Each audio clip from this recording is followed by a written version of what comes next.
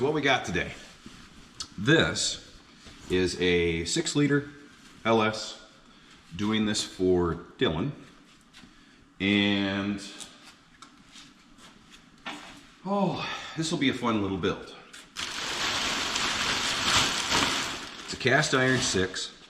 It's going to his 70 Monte Carlo, but cast iron 6. We are doing the stock crankshaft, and then we ended up picking up some parts here, and here I'll show you some of them. Just gonna grab the camera here. So we got all kinds of goodies here. We have a set of Texas Speed CNC ported ls3 heads. Obviously there's the stocker crankshaft, and yeah, some of you guys already know that these crankshafts are perfectly fine to make, you know, 1200 horse. Why? Okay, well, you have 6 bolts on your main. That is way different than the old 327s or 396s and stuff like that, where you're a 2-bolt or 4-bolt. Also, what we're doing is we got, and we're going to give this a try. Let me get this stuff off here.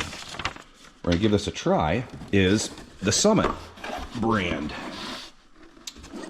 Now, I got to admit, this stuff here, their pistons remind me so much of like a Wiseco style piston. The rods are nice. They're an H-beam rod. They come with an ARP 2000 rod bolt in them. This is just decent stuff. I mean, it's, you know, it's a little bit cheaper than buying an Eagle, a Scat, or, you know, like CompuStar or something like that. We do not buy Pro Comp or Speedmaster, stuff like that. Not for this type of power level. I might do it on somebody else that's, you know, maybe we're doing a, I don't know, a Nova or a Camaro or something like that, and we're building a little 400 horse combo, totally fine. But with this, again, we have Texas Speed, their stage 4 blower cam, and we will be doing a torquestorm on this thing. So today, though, first things first is I'm going to run you guys through how to set up the crankshafts. And this is not just using plastic gauge and things like that. I'm going to actually use, I'll show you here. We're going to go over here. We're going to use it with my dial bore. We're going to use calipers, and I'm going to show you how I set them up from an LS to, oh, the motor that's way, way, way over there. That is, I'll explain this combination and this whole car in another one, but that's a 555 pump gas combination. That's 2 stages of nitrous, and just got that off the dyno. That made just a tick over 900 horses, about 915 horse on pump gas. And that's going there. That's going to be a leaf spring Caltrac like 275 or 2810.5 car. That is the old man's 67 or 68 Camaro that we are in the processes of doing. I just finished up with his motor. That will be up on the dyno here pretty soon, so stick to the channel. You'll be seeing that thing dynoed up. That's a 598. That's like a 14.5 to 1 combination. And then, yes, the 55, the bad boy 55, which currently sits with a Steve Morris twin-turboed 540. So again, we have all kinds of fun goodies to show you guys down here. But again, I'm getting a little sidetracked. I apologize for that. I love my hot rods. I love muscle cars and all that. The old man will be in here in a little bit. We'll talk to him. We always have people showing up and just coming around and bringing their hot rods in and all that. So wanted to show you guys what's going on, because the muscle car life, it's still strong, you guys. It's still doing well. So let's get back to it. So this is what we are going to do. So I'm going to set the camera down, I'm going to get some of the tools ready, and then we are going to set a crankshaft up. So stick with me. Give me just 1 second. So this is what we're doing. We're going to take this, we're going to set it up, and again, you'll hear the clicks. Now at that point, I don't want to grab it and I don't want to tighten it down, because if you do that, you're going to get a false reading. What I want to do is set it up where I get the clicks, lock it in. Now, I should be able to slide this on and off, and you'll feel a little bit of a stick, and it should just barely bite it enough to where, you know, the weight of this is going to drop. But it should just barely be enough to kind of hold it in place. If I move it just a little bit, it falls. That's enough of a bite. So what I do then is I lock it down. Then what I'm going to do is I'm going to take this dial bore and I'm going to zero this thing out. So what I'm going to do is I'm going to set it up in between here and here, and I'm going to zero the gauge out. All right. All right, next step. Now what we're going to do is in the dial bore gauge itself, we want to set it up this way, not this way. You will get a false reading this way, okay? This is not perfectly circular. What we want to do is go from 6 o'clock to 12 o'clock, maybe 11 to 5, you know, like 1 to 7, but I don't want to go beyond that. You will get a false reading. So, again, this little guy here at the bottom is what's going to do all your reading. So, now, we're going to set it in. Obviously, don't get in the grooves. Don't fall into the oil. So we're going to put it in here. Now, you can see here, what we're going to do is we're going to go to the pinch point, the lowest point. Now you see where I'm moving it around? The tightest point is going to be our tolerance. So we are right about there. So I want to make sure that everything's fine in this sense, that we're not falling in to here, falling back too far. All right, so set this bad boy up again. And there we go. So I would say we are about just a tick under 25. I'd like it to be a little bit looser than that. Yeah, I'd say we're maybe 24-ish. So at that point, we're around, say, 24 on the mains. And we will do the same process on the rods themselves. After this, I've already gone through and I've already done the dial bore on the crankshaft for the rods. Now you can try to do it inside the block if you really want to, but that's just a big pain in the butt. So do everything before you even drop the crankshaft in, because then what you're going to do is you're going to lock the piston inside a vise, just like what we did on that front main. You're going to put it in the vise and then you're going to check it with the dial bore. So you guys already got the gist of how I did it on the mains. It's just doing the exact same thing on the rods. It's not anything super crazy, and I don't think you want to just sit all day long and watch me doing dial bore stuff. So now that I know that's okay, and tolerance on that is around 24, so I double check the mains again.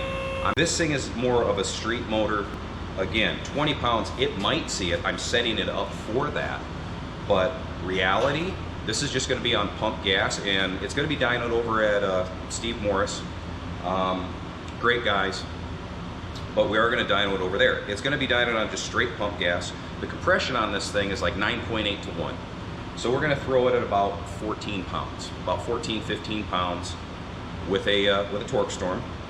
And there's no way we're going to make 1,000 horse or anything like that. If I had to guess right now, I would say we're going to make high 800s, maybe 900 horse, which is still fantastic. So at that point, then we will have a race tune in this thing.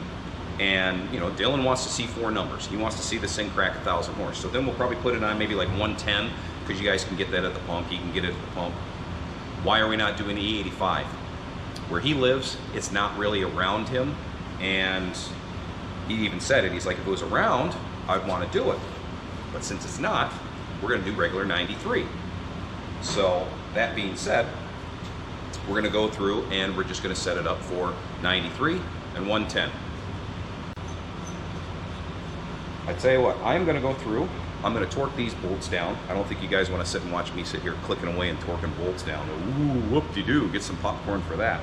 So, I am going to torque these down, and I am then going to set up the piston rings, show you guys how I go through that, and that way, today's episode, you guys get to see how to put the crank in, how to properly check your tolerances, how to set up your ring gaps for boost, and that'll pretty much be the show for today. And then the next steps will be, you know, doing the long block, putting the cam in. You know, we'll show you the black car, we'll show you the old man's, you know, 68 Camaro, the 750 car, we'll show you the 55. We got all kinds of fun stuff. Setting this thing up for boost, setting it up for about 20 pounds, like I said. Ring gaps we're going to do around 25 thou. So that being all good, and the Summit setup actually comes with a nice Napier bottom ring and just a nice ring pack in that sense. So if this is something that you would actually look into, it's going to cover a variety from street and strip to being able to do boost and being able to do nitrous.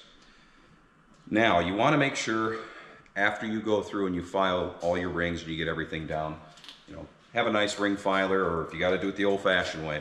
But also don't forget to check your oil rings themselves. A lot of people will just check the top ring and the second ring and they forget to check those. Well, those will pinch just as much underneath boost, and if you don't have that gap correct, you're going to pop something. So always invest in a nice piston ring compressor, because the old-fashioned way of going to Napa and buying yourself a piston ring compressor that you got to hold together with hose clamps and all that stuff, nah, you don't want to deal with that. These are nice. You just get it set up, keep your skirts down a little bit to where you know you're going inside that bore. And then at that point, there we go. We're just going to pop it through. So,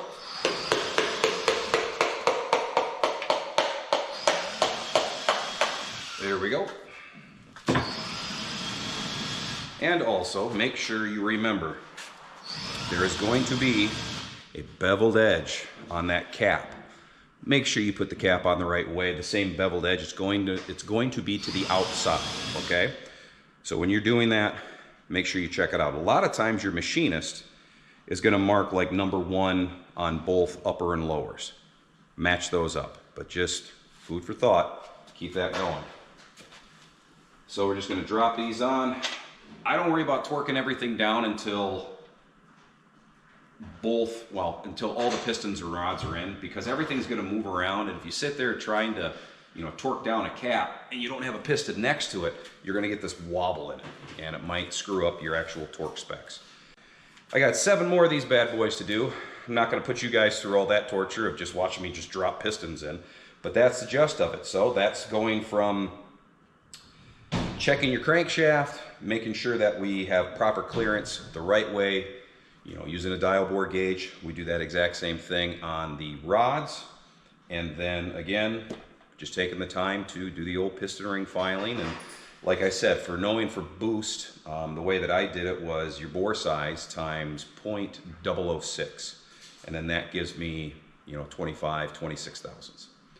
So anyways, we'll keep going on this, and next time we'll be working on the top end. We'll degree the cam in, get all that stuff going, and Dylan's going to be a happy little camper with this thing. And then we always have more stuff to show you here. Got the old man's car over there, Schuler's over there wiring up his dashboard, getting stuff going on those projects, so we'll show you that stuff here in the future. So keep the wheels turning. See it.